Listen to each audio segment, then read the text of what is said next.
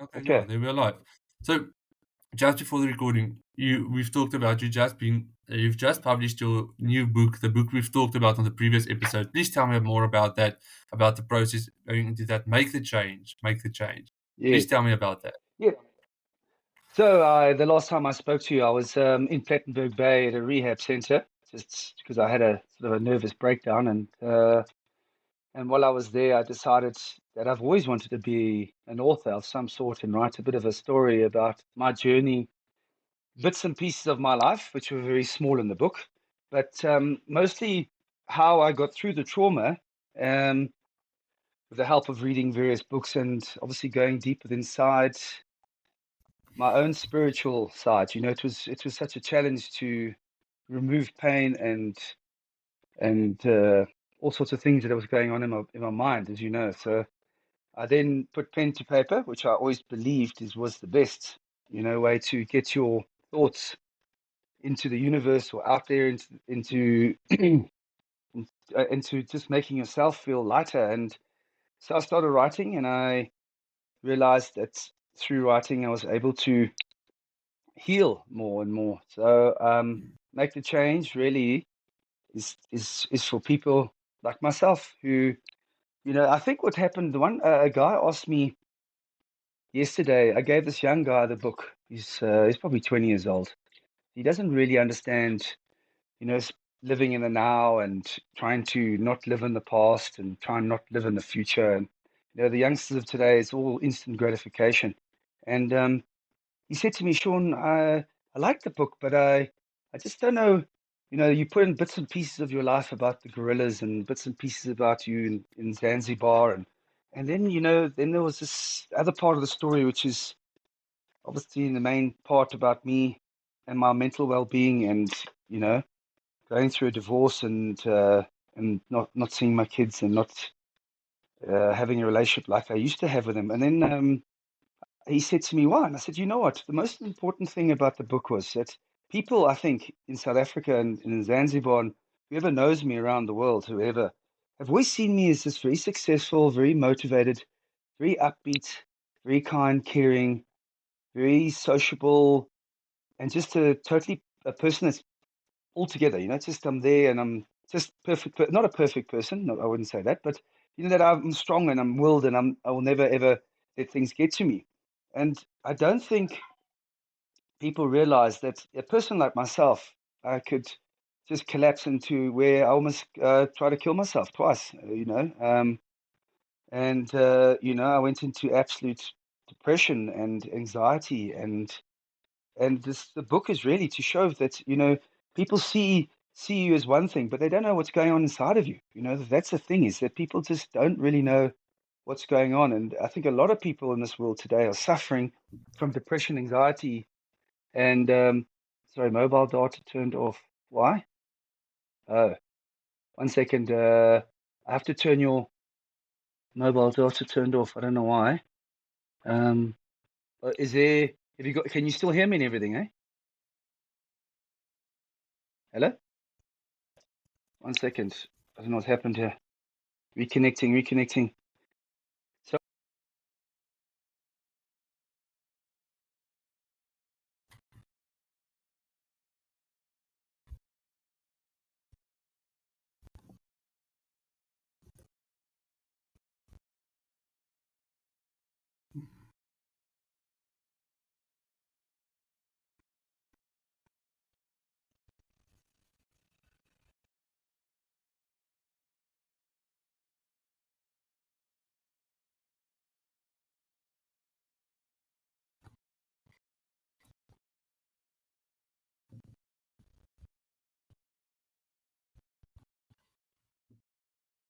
So, so sorry about that, Jaco. Is that yeah, I really feel that there's so much depression, anxiety, and suicide in the world today, especially men of my age, 50 and over. It's the highest suicide rate in the world bracket between 50 and 60 years old. Um, and I think it is because men don't talk. Men just don't talk. They're too scared to talk. They feel it's something that they talking about their feelings is something that is maybe not is frowned upon. And So I wrote the book for people to really read and try and come to grips with the fact that you are allowed to talk, and we must talk and seek help from friends or your support structure. I did mention in my book that a lot of people are just turning to psychologists and psychiatrists, and and then they go to these things that cost a fortune, and you just get shoved pills down your throat, and you get charged a fortune and told to come back, and I think the depression of people in my age group, and I think a lot of people, is that we are financially strapped at the moment. A lot of people are struggling financially. So how are you supposed to go and afford a 2,500 rand consult, and all the pills that go with it? So I wrote that what we have to do is we have to go within. That's the only way you're going to heal. You've got to go within yourself. You've got to start understanding how you feel. Why are you feeling that? And, remove negativity. The most important thing to remove from yourself is ego. Now, ego is literally easing God out. I mean, that's a lot of people can say it in other ways, but for me was we are spiritual beings on this planet having a human experience.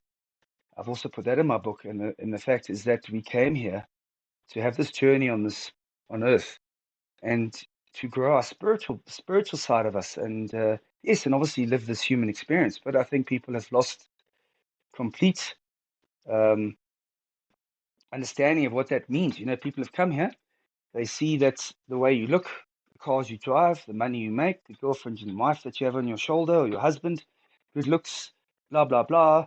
That is life, and what happens is your spiritual side of you dies.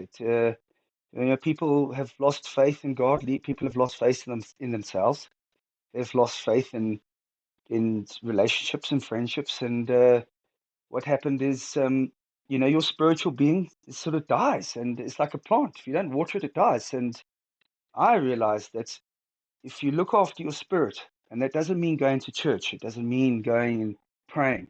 It's about kindness, showing gratitude, being, doing things without expecting anything in return. So you mustn't say, I want to give this person 10 Rand and tomorrow I want 100 Rand, in the sense of the universe. It's about just being the best version of yourself on the spiritual side.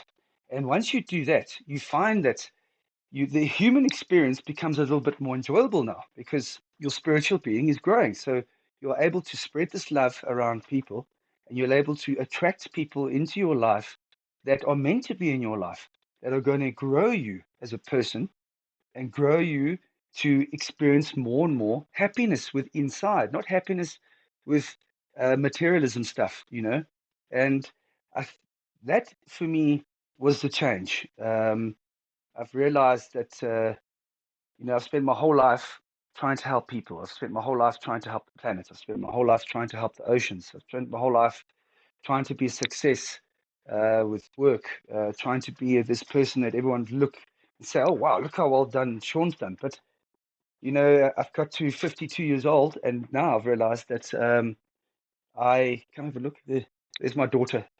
Here's Madison. Hey, Madison. How are you She's doing? she's my precious little gift. She's spitting image of her mother. Uh, Okay. um, so yeah, like I said, when I spoke to you last, I mean, I was terrified to see my children because I was in such a Mm. mental state. I couldn't see my kids, and I just thought, no, let me, just not see them and try and block that part out of me. But since then, I've come back and I've connected with both my beautiful children, and I've realized that I just love being a father. I love being a father. I love showing my children that the spiritual side of life. These kids are going to grow up and all they want to be is pretty and wear the best dresses. And I'm talking about my daughter because she's the oldest at the moment, and be like their friends. When I'm saying no, no, no, talk like Madison. Madison is struggling, as I said in my book. Madison is struggling with this divorce. Madison doesn't know how to cope with living in a house where her mother is and her mother's boyfriend, and she doesn't want to talk. Sometimes she'll accidentally call me, instead of dad, she'll call me Dylan, and that's Jessica's boyfriend. And then she goes into this absolute heap of, oh my God, sorry daddy, sorry daddy, sorry daddy. I'm trying to tell her and other people's children that I bump into, funny enough, that are going through the same experience as Madison with their parents getting divorced, is they must speak, get it out, don't hold it in, because this eventually will catch up on with her later on in life. I was 11 years old when my parents got divorced. It was a terrible divorce. I mean, it was a terrible marriage, and I grew up in a terrible childhood, and I didn't speak. I kept quiet like I was supposed to as a boy in the 80s, 70s, and 80s. You were told to shut up and not cry, and I think that's why it's hit me now. The way I try to kill myself twice. And I still feel I'm not mentally 100% yet, but I'm getting there every day. I mean, speaking to you today I want to cry actually because I feel honored to spread this word that is so important to me. And I just hope I can change people's lives and stop people wanting to kill themselves and stop people from keeping their mouths shut. And yeah, sorry, I'm a bit emotional, but maybe you can talk a bit. Sorry. It's Oh, fine.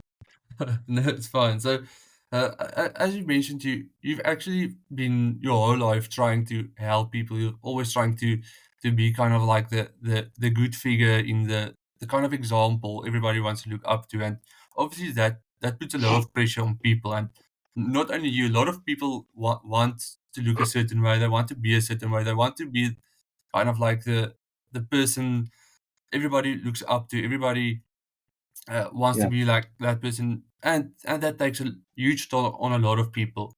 How would you say this has affected your life, as you mentioned earlier? Do you think it kind of like pushed everything, all of the feelings away, pushed everything inside of you? Do you think maybe it made you want to bury a lot of stuff that you cannot get out there? What would you say? I would say that when I was successful and I had all the money in the world, and I wouldn't say all the money in the world, but let's just, I was very successful and I'd started numerous businesses, and I found that the materialistic things in life was the things that were actually keeping me happy. And I was generally quite a happy person. And when I lost everything, literally everything, and then late financially, I lost everything. And then I lost my wife. Then I lost my kids. Then I lost my mother-in-law, who, we didn't speak. We still haven't really spoken much, but, my mother-in-law was my mother. She was my mother figure. I called her mom and she called me Hansan. And I can't speak too much about this. I'm going to cry. But then I realized, who is Sean? Who is Sean now with nothing? You know, I'd lost a tremendous amount of friends because of my wrongdoing. I just cut them out of my life because they were from the past and they reminded me of my marriage. Um, and I cut a lot of people out, but also a lot of people that weren't meant to be in my life disappeared. So I had to really think, okay, who is Sean? And that question I couldn't answer because I had been living with masks on my face for most of my life since I was a young child.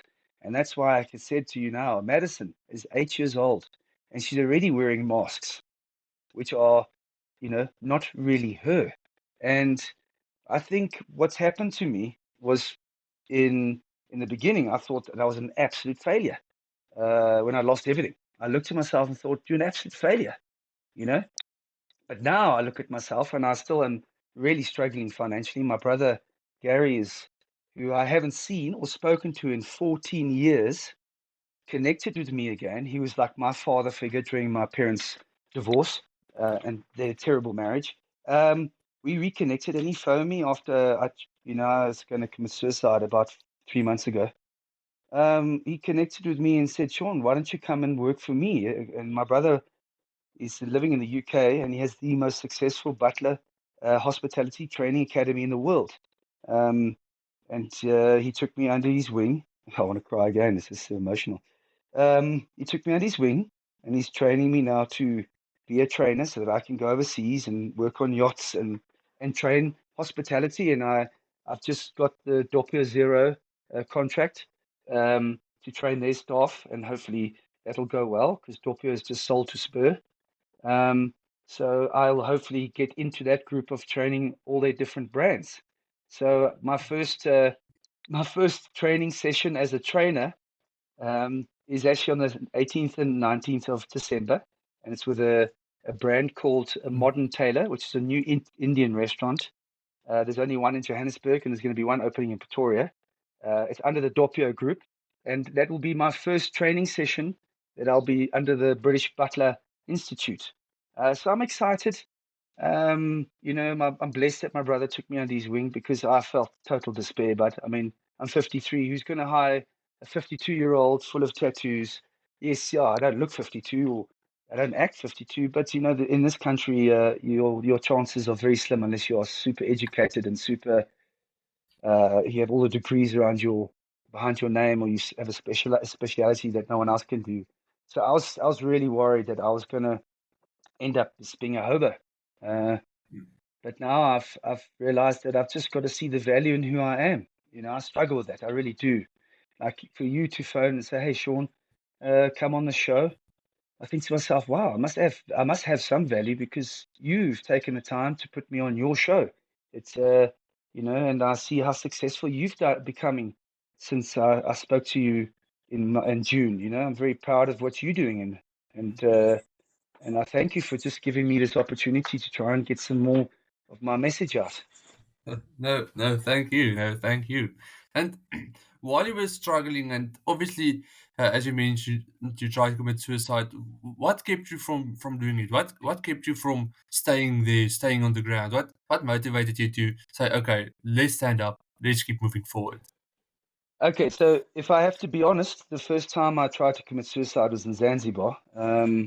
Uh, it was, I think I told you, and I held a, I held a, I saw this boy having a fit on the ground. And this is probably one of the most emotional moments of my life was I saw this little boy on the ground having a fit, a local boy, a local Muslim boy. And I picked him up and I turned him over and I could see that he was having a fit. So I went to the shop that he was lying outside, and I, yeah, you can have your dummy, my boy. He was in my arms, and I said, "Please, can someone help me here?" And I think he was about 4 years old, 5 years old, and he was in my arms, and I said, "Please help, please help." And then he stopped breathing in my arms. Now, you must understand, I was living on the beach pretty much. I had no money. I hadn't spoken to my children in 3 months. My wife had left me, and I was sitting here. I was famous in Zanzibar, but I had no money. I was skinny. I had no real direction. And this little boy stopped breathing in my arms, and I just collapsed into this heap. And for about 3 days, I was a mess. And then I thought to myself, Sean, you can't even have the energy to pick up the phone. This is where I'm going to cry again. And see how your son's doing. See how your daughter's doing. I couldn't do it because I was terrified that my wife would have a boyfriend at that time. And I will never forgive myself because a little boy, stopped breathing in my arms and I couldn't take the time to see if my boy was okay. So I did stand on a chair with a rope around my neck and I did try and step off. So I was at peace. I wasn't drunk. I was not high on drugs. I was totally sober. And my friend in Zanzibar, his name's Enzo, he stopped me. Um, sorry.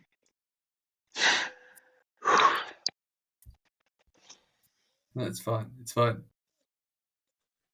Um, he stopped me. No, So if it you can wasn't take for a him, moment. You can take a moment. oh, sorry. Um, if it wasn't for him, I wouldn't be here today. Yeah, my boy. I'll give you water. Um, so yeah, he saved my life. So when you say, Sean, what stopped you? Well, he did the first time. The second time, which was 3 months ago, was the tremendous support that I've got around me at the moment. From being this changed person, the people that I've only known for only a few months, and my brother, obviously, who reconnected with me after 14 years, is these people that adored me and loved me in such a short period of time kept me alive. And in my book, I've got a friend, her name is Eloise de Blanche. Okay, there, boy, don't get your dummy there. Just give me dummy, matey, please. Is that In my book, there's a lady called Eloise de Blanche. If it wasn't for her, I wouldn't be here today either. She took me in just after I left the house where we were living. I was living with Jess and the kids, and I was a complete state. And I was. It's just before I went to rehab. I was shaking. I was mentally disturbed. I was not in a good space, and she just took me in and nurtured me back to health in a way. She helped me get to rehab. She helped me with just seeing every day. She put a smile on my face by just being silly. Um, I had no money, so I had to live with her for a month. Um, and when I lived with her for that month, she just tried everything to make me understand that I had value in my life. And then when I got back, I from rehab after I spoke to you, I told her that I don't want codependency, which is going out with a girl for the sake of trying to block out your divorce, if it was that. So I we became friends, and we're still friends now. And I realized that I have to face this divorce head on. You can't run away and hide behind girlfriends and money and all sorts of other things. And I've done it. I've done it, and I've met such amazing people. I can't tell you the people in my life. I'm extremely blessed. I couldn't want and expect anyone or any other people better than I have. Okay. So they stopped. And Yeah. okay. And now you've mentioned that you have a lot of people in your life that's continuing to support you, continuing to help you, be there for you. Uh, Yes.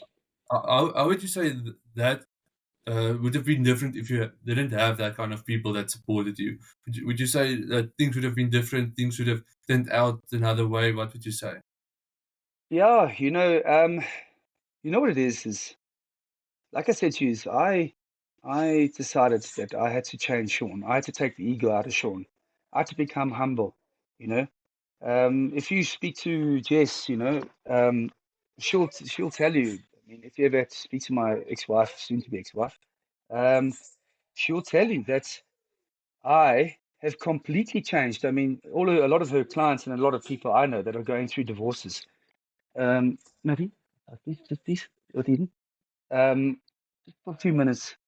Um, they have terrible divorces where the husband is a complete arsehole, um, or the wife is a complete, I'm not going to say it, and they end up destroying their kids' lives around them, and they just hate each other, and they talk badly to each other, and they have tremendous ego with each other.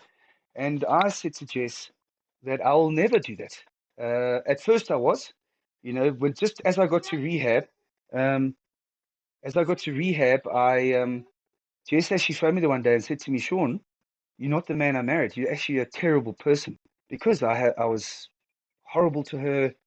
I was being, just difficult. And then I thought to myself, you know what, no more. And now I respect her. I love her. I'll do anything for her.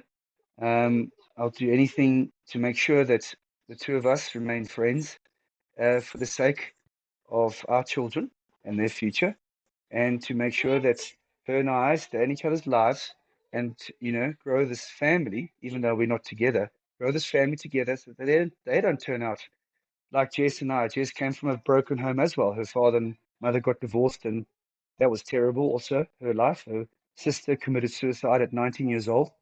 Um, and and I came from this also terrible household. And we promised each other when we first had Madison to never ever allow the kids to be affected by our decisions with each other. And I think we're doing a great job at the moment of actually. I've just dropped ego. I don't shout at her. I don't ever get upset with her. I never allow myself to get upset with her. I never allow myself to get upset the fact that she's in love with somebody else and she's happy. And I don't allow myself to get upset that I'm here single. Um, I don't plan on loving anytime soon. Um, Mm.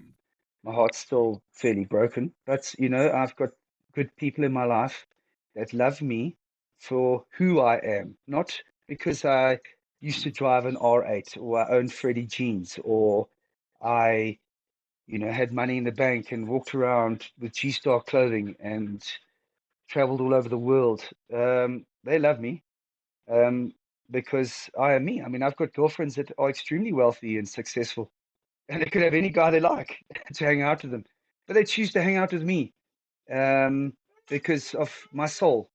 I bring them tremendous peace and and light in their souls, and uh, and I'm so happy for that. I'm privileged. Eden, my boy, hey, my boy. So yeah, it's just been a blessing that I've changed me. I am so happy I've changed me. I actually look back and think I didn't like the old Sean. I prefer this Sean. I just want to heal people. I just want to heal the world. I just want to be kind. I want to make sure my children grow up mentally stable enough for later on in life, and just really reach out to people who are struggling and say to them, listen, speak, be open. I say to people on Instagram, phone me. I mean, I don't even know. Just phone me, speak to me. I'm here with you. I am here for anyone who wants to have a 5-minute chat or a 10-minute chat or someone to cry on the phone, even though they don't even know me from a bar of soap. They must just understand that I am we all bleed the same color. We all bleed red. We all have a heartbeat. We all have choices. We all have problems. And just speak and be open, and let's together fix each other. And ultimately, if we can all fix each other and be more of a spiritual being, guess what? We'll have an exceptionally happy planet, won't we? We won't destroy it like we are doing it now. Um, and we'll start taking care of each other, and we'll start taking care of the planet, and start taking care of our future generations a bit better. So Yes. that's my goal. I'm 52. I don't know how much time I've got left on this planet. I mean, um, but until my last breath, I'm going to make sure that I try and remain as humble and as kind and as caring as possible without being that old Sean. Okay. And then, what does it mean in your eyes to drop your ego? What does it mean to leave your ego behind, drop the ego, and continue with your life? What does that mean? Okay, well, let's give an example. So let's just say when people get divorced, they either had an affair or they just don't like each other anymore, and they just decided, that's it, I'm out of here. What happens is people with ego, and it's generally the men's side, I must be honest, obviously if they've been scorned by the lady, because obviously getting divorced when the financial side of it comes into it is also another big problem, is that you desperately try to make that other person suffer. You desperately try to make that person be uncomfortable. And you do this because you hate them, if you call it that. You do it because you want to hurt them, because you are hurting. And you then eventually succeed. And you do start actually resenting these people. And you end up never speaking to your exes, and your kids' lives get affected. So when I say drop ego, is to say to yourself, what is the point of all of that? What is the point really of winning an argument? What is the point of really hurting somebody else for the sake of your own pain? Why? Well, what is the point? I don't understand. This takes too much energy. You know, it takes more energy to be negative than to be positive. So why would you want to spend more energy on your negativity? Rather be positive, and you will find if someone's, like I've said to a lot of my friends who are ladies and they either divorced or going through divorces,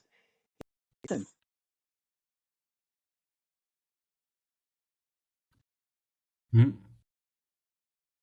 sorry, 1 second. I say to them, please, write a letter to your ex-husband, write a letter to the universe, right? Just get your pain out there. If he phones you and says, screw you, I'm not paying maintenance or this and that and blah, blah, blah, and you get all uptight and you maybe you don't say anything back and you just keep this thing bottled up and you just resent him. Why? Why are we doing this to each other? What are you trying to achieve? Think about it. What is the good in it? Where's the goodness in having ego?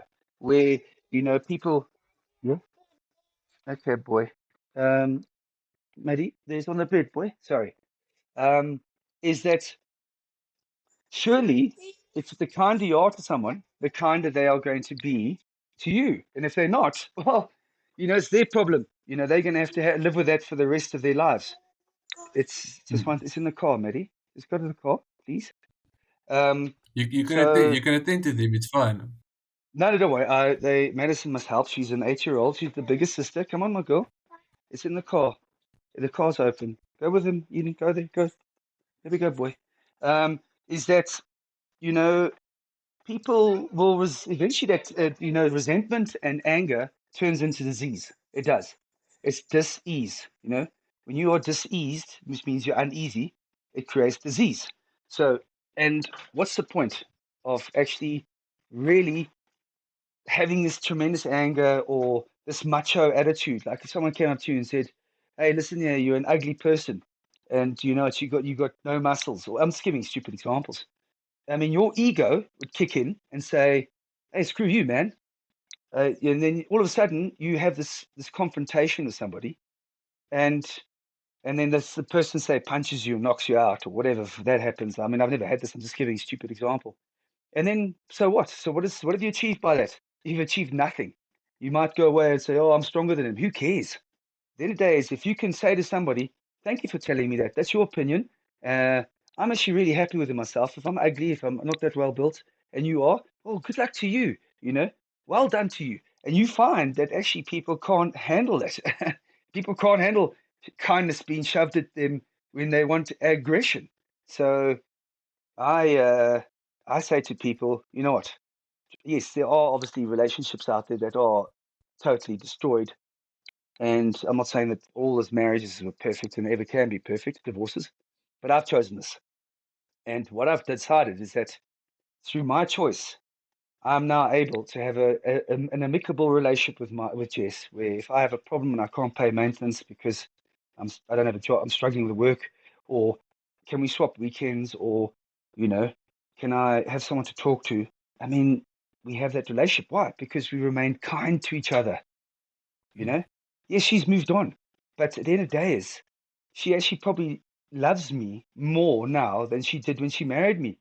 As a person, and I respect her now more now than when I was married to her. So it's because we both dropped our egos. Mm. So ego is everywhere. You know that. I mean, ego is everywhere. Mm. Uh, and you've got to just there's a in a book there was a thing that I learned is that we all have triggers. The triggers the triggers come from either childhood or past traumas. So someone might say to you, I don't know, you might have a trigger in you. Listen, you're stupid, and you might remember back in your childhood that your father or your mother or your brother called you stupid, and that really sets you off. Then what happens is now you've got a trigger. Now the first thing is you should do is have that feeling. You have a thought, then you have a feeling, then you have a action, and then you have a consequence. So now what happens with people is they get this trigger, they forget about they obviously have the feeling because now there's pain or there's anger, and they forget about the thought, and they just go straight to action, and they say all horrible things, and they retaliate, and then the consequences are what? You've lost a friend, you've said words that you can never take back. Yeah, yeah, one second, let me just finish.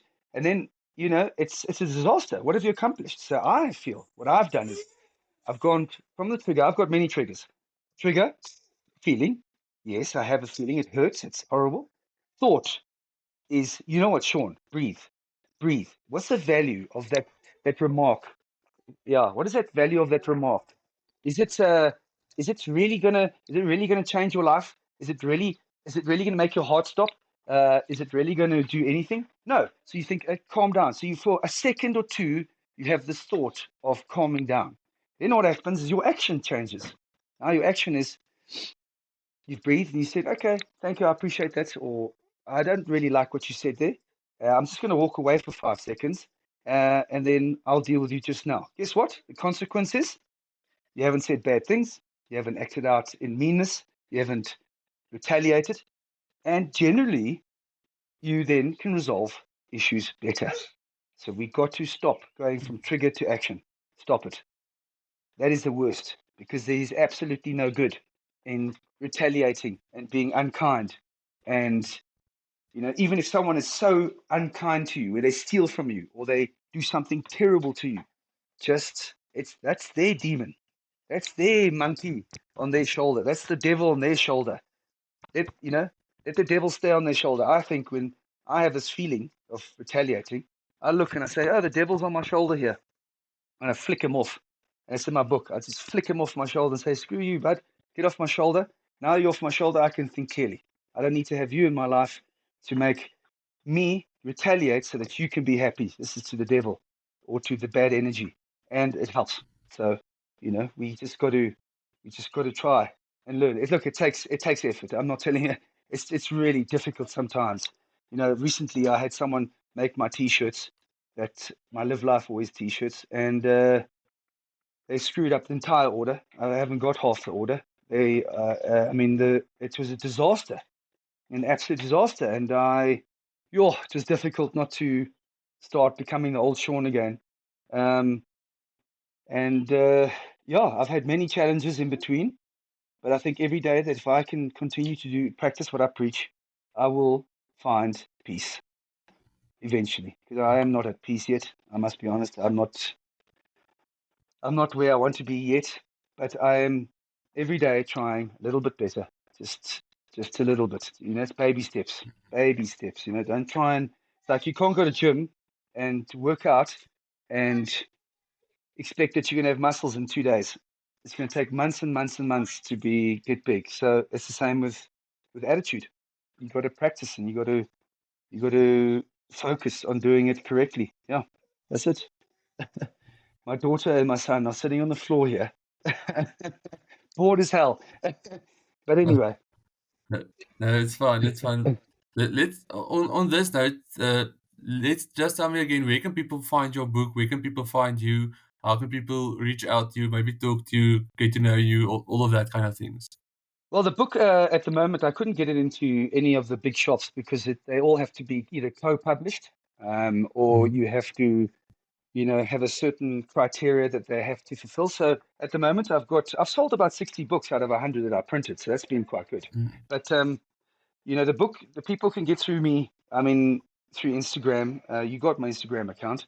Mm. And the funniest thing is, if I'm selling it for 160 rand, and sometimes people say, "Come drop it off," and say they're in Pretoria. I'll drive there. I don't care if I make not 1 cent on the book. I mean, obviously, I should try and make money, but the thing is, I'm doing it really so that I can spread the message. So Mm. yeah, I've got books. The book is only 57 pages long. So if you're an avid reader, it'll take you 1 or 2 days. But the reason why I did that is because everyone wants instant gratification. So today I'm feeling depressed. Oh, I'm feeling depressed today. Let me go and have a bottle of wine. Let me go and take some drugs. Or, today I'm feeling I need to be healed. Let me see, go on Google and see how I can heal myself. So I thought to myself, let me write a short book, 57 pages, that someone could read fairly quickly and hopefully read that book within 2-3 days and get the message quicker than reading a 300-page book. I mean, I read here Eckhart Tolle, The Power of Now. I mean, if I just look at this page, I think there are 200 pages. And it's these self-help motivational books are very hard to read. They're not like fictional books, like a novel. They're very hard to read. You have to read literally a page. Sometimes you can get through to one chapter. So it takes you about a month and a half to finish these books, to really understand them properly. And then you almost get to a point where you think, what was the beginning of the book again? So this is why I wrote something short and sweet. And hopefully I am going to start my second book when I just got to get my life organized in the sense of work. And my second book's going to be an autobiography, because I've traveled 30 countries around the world. I've done a lot in my life. I've seen most of the planet, and I do an autobiography. And I believe that my autobiography will be a good seller because, I mean, the things I've done and the things I've tried to do and the people's lives I have changed and the awareness of the environment and just so much that I should be so proud of myself for. I want to write an autobiography, and that'll probably be 400 pages long. So yeah, I'll start that soon. But in the meantime, I'm just going to focus on trying to get more mentally well, because I still am struggling. I still find myself depressed. I still struggle tremendously, but I just try and just put that energy into other things, my kids, friends, my brother's new job. Yeah, that's it really. So people can find me on Instagram. I think it's under Live Life Always. And if anyone is listening to this or is going to listen to this, please just remember that we are all in this together. You can reach out to me, and even if you don't know me from a bar of soap, just reach out to me. I will gladly listen and help whatever I can. And just, if not me, speak. Men, speak to your friends. Sometimes, we do speak to friends, male friends, and we find that it's like, oh, you down? Let's go for a dop and let's go pick up chicks, or let's go and get drunk. Let's go and do this. And you very seldom find that you get what's out there, what you really want to get out. So maybe to seek within people that are going through the same journeys, because some of our friends aren't going through this. So they can't understand. Why are you depressed? What's wrong with you? You're good looking, or you got a job. Or they don't understand because they're not going through it. So people that are going through what I'm going through or went through, those are the people you speak to, because then they can relate. And so many people are getting divorced. It's actually scary. Gee whiz, how many people are getting divorced? It's just gone through the roof. And let's just try and keep those divorces as amicable as possible. That's the most important thing. I mean, shame, all my girlfriends that I have, they have terrible relationships with their exes. And it's so sad. It's really, really sad.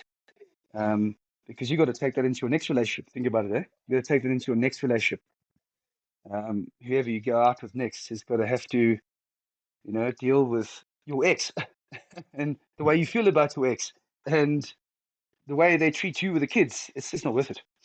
So, yeah. Let's stop the recording right here and then